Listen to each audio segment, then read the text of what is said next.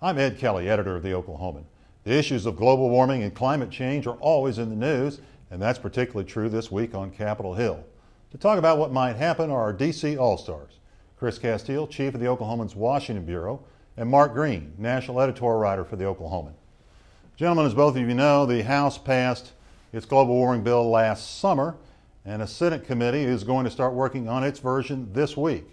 What are the chances that the Senate will follow the House's lead on this issue?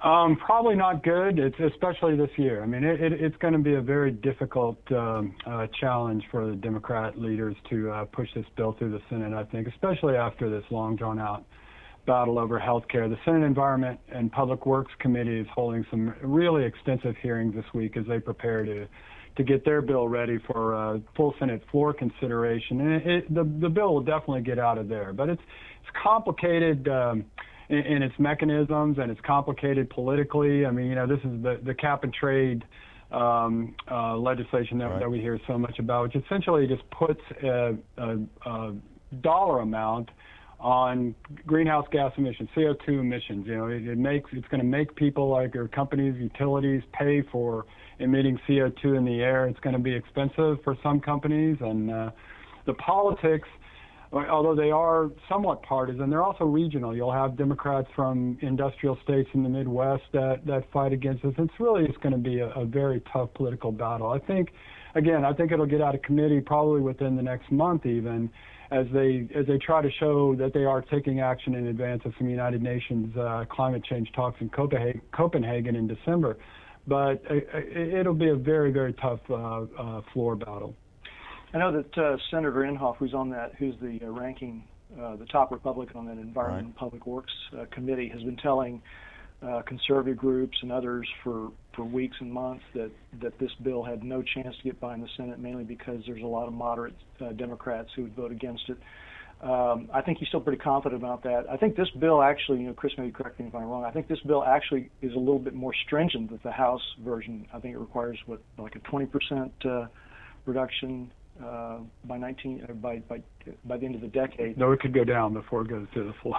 Yeah, it could. There are a lot of dealings going to take place. At least the way that Senators Kerry and Boxer have introduced it, it actually is a little bit more stringent than the version that passed the House, with a lot of arm twisting over there. So the prospects still don't look very good in the Senate. Okay, as you know, last week a Pew Center poll came out showing a big reduction in the number of Americans who believe in global warming and think that Congress ought to do something about it, that they're concerned about it. Will that make it tougher for Congress to push this legislation through this year?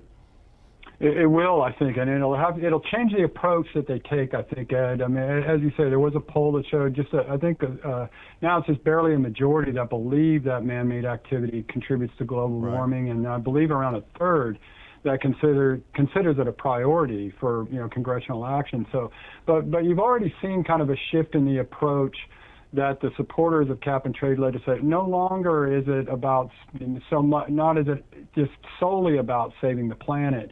It's now about jobs, and that's, you know, and national security, and that's been the argument, especially in this economy. And it's kind of a competing argument that they make with energy companies that say, if this bill were to take effect, that there would be a lot of job losses in traditional energy, and now the supporters of climate change legislation are trying to tout all the green jobs that would be created by it. So I think, you know, that definitely will be reflected in the poll, and I think even before this poll came out, you've seen that approach, that it's going to be about the economy, and it's going to be about national security, not buying so much energy from, you know, our enemies, so to speak, and so yes, I think it will have an impact. I know that when the senators rolled the bill out, Senator Kerry kind of resisted attempts to call it a cap and trade bill. He wanted to call it a pollution control bill, and that might be another avenue that they try to take to resonate somewhat with the American people. That, you know, forget about maybe not so much about climate change, but just about pollution and the things that come from the emissions of greenhouse gases and carbon burning, and try to attack it from more of an environmental or from a pollution control aspect. Okay, gentlemen, good job as always. Thank you. Thank you. You can read more about this issue this week by going to newsok.com and the Oklahoman.